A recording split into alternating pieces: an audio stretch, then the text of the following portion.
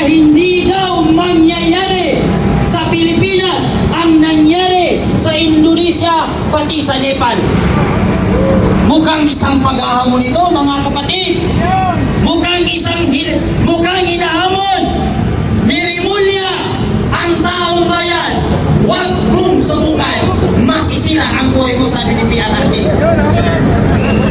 Kung nagawa ng mga Pilipino noong una mag-people power Rimulya, magagawa rin ngayon ng Pilipino at mamamayan na patalsikin kayo sa pwesto. Biruin mo, ang flood control project na yan ang inaasahan ng mga Pilipinong mahihirap. Yan lamang ang inaasahan ng mga Pilipino para sila ay hindi malulot sa baha. Ninakaw pa ng mga politikong walang hiya. Utang ina! Ang kakapal ng pagmumukha. Ang taong bayan walang tiwala sa House of Representatives. Bakit? Sila ang nag-iimbestiga sa kapwa nilang buhaya. Kung seryoso si Bongbong Marcos sa pag-imbestiga sa korupsyon, isang turo lang ni BBM, kulong ang mga pupang inang kurakot na yan. Kaso, hindi siya seryoso kasi pati siya damay. Unang-una, Mr. President, House of Representatives, hukuman ang mga buhaya. Ipatawag ninyo si Martin Romualdez na House Speaker kasi yan ang buhaya sa Pilipinas. Salamat, Kiko Bravo! Kung hindi kayo duwag sa House of Representatives, bakit pamilya Diskaya lang ang tinatatag ninyo? Kung gano'ng kabobo, yan, akalanin mo ang hinahanap ng taong bayan ay yung budget ngayong 2025 kung saan napunta. Ang hinahanap ni Congressman Abante na utak-ipon ay nung budget ng 2016. Maraming salamat kay Congressman Kiko Braga alias Par. Kung hindi ka ba naman Congressman, kung hindi ka ba naman utak-ipon, bakit ang palpak na project ang hinahanap ng taong bayan na budget ay ngayong 2025 ang hinahanap mo ay nung nakaraang administrasyon?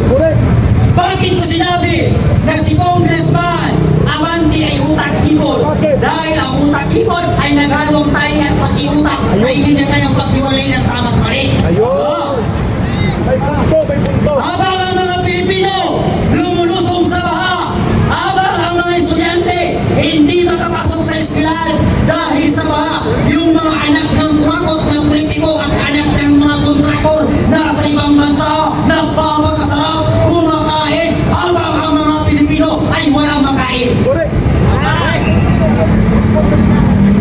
Wala nang pinakabubong administrasyon sa buong kasaysayan ng Pilipino kung hindi ang administrasyon ni Bongbong Bangag.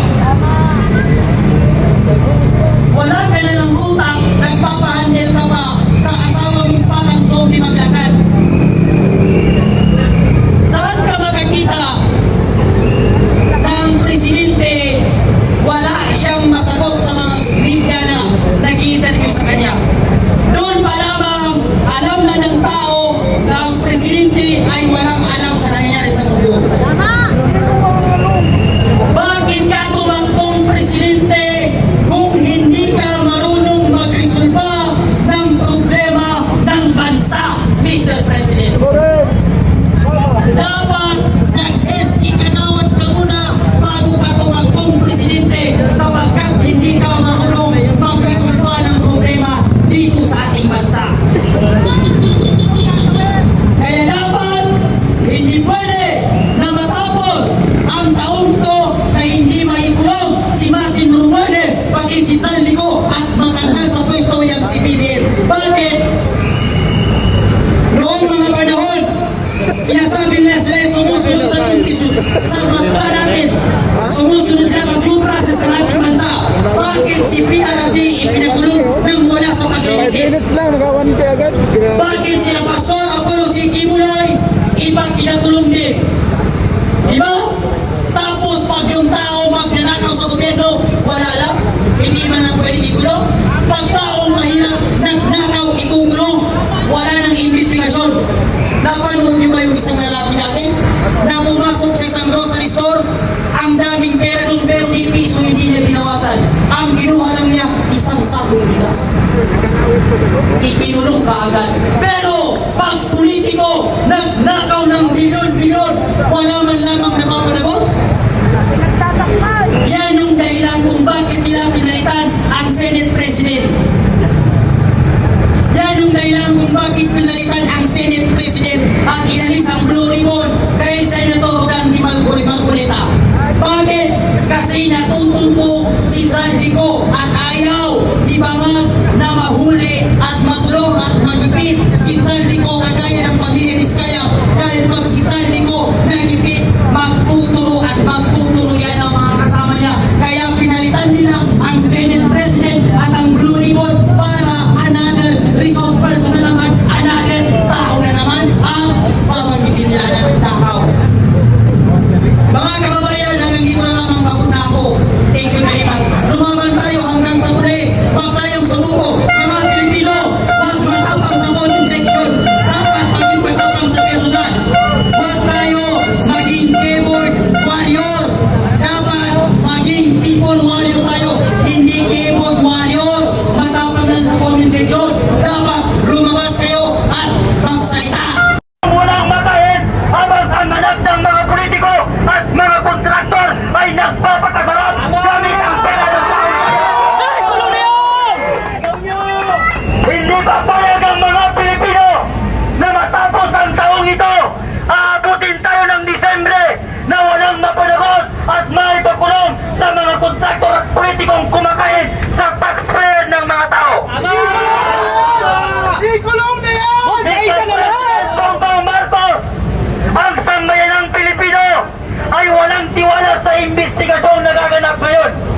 Paano maniniwala ang mamamayang Pilipino na may mapupuntahan ang investigasyong ito kung ang nag-iimbestiga ay sangkot sa nakawang sa gobyerno? Karapatan nating mga Pilipino na ungkatin at imbestigahan kung saan napunta ang budget para sa flood control. Ang flood control na lamang ang natitirang pag-asa ng mga Pilipino, ngunit kinain pa rin ng mga politikong walang awa sa mamamayang Pilipino. Anong klaseng investigasyon pa ba ang kailangan, Mr. President? Anong klaseng investigasyon pa? Sinabi na po ni Diskaya, sinabi na po ni Congressman Toby na sangkot si Martin Romualdez at si Zaldico sa pagnanakaw sa Kabanang Bayan. Magkaisa na! Nung sinabi ni Senate President sa pangunguna ng Senate President na si D. Escudero at ang Blue Ribbon kay Senator Rodante Marcoleta ay napilitan ang pamilya Diskaya na tupuin at sabihin kung sino ang nasa ulo ng nakawang sa gobyerno.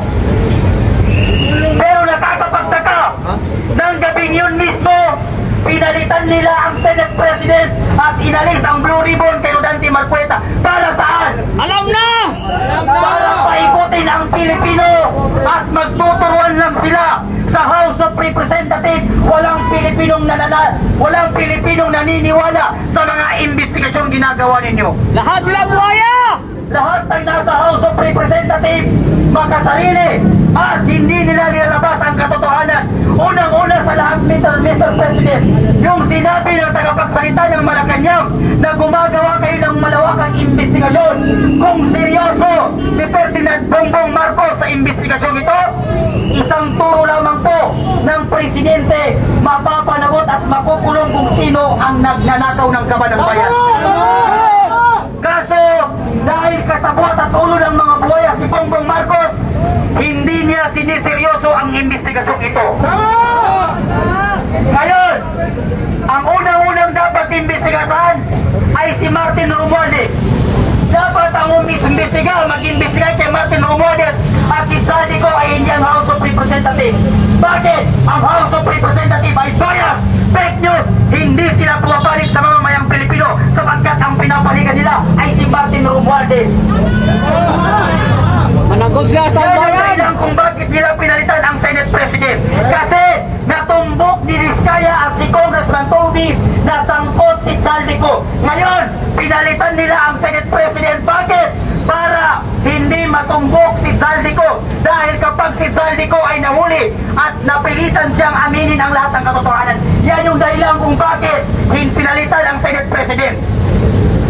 Para hindi lumabas ang katotohanan sa mga Pilipino. Yan yung dahilan. Bakit?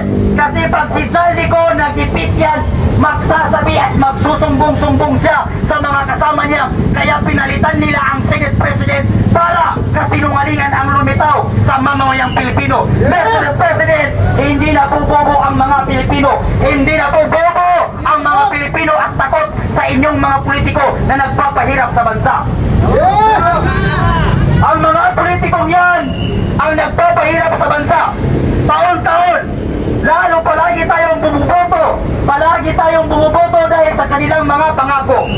Bawat eleksyon, ang mga politiko ay tinatawagan at sila'y nangangampanya na kung ano-ano ang kanilang mga pangako. Pero tignan ninyo mga kababayan kong Pilipino, after eleksyon at sila ay naupo, hindi mo sila makita. Ni kapag pumunta ka sa opisina nila, kailangan mo pang kumuha ng kung ano-ano para makausap sila.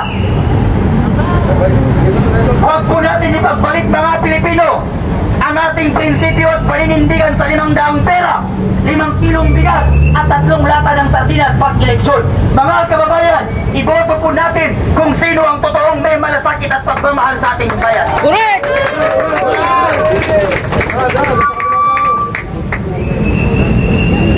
Let's go, let's go. Lilipat tayo doon sa kabila mga kapatid. Doon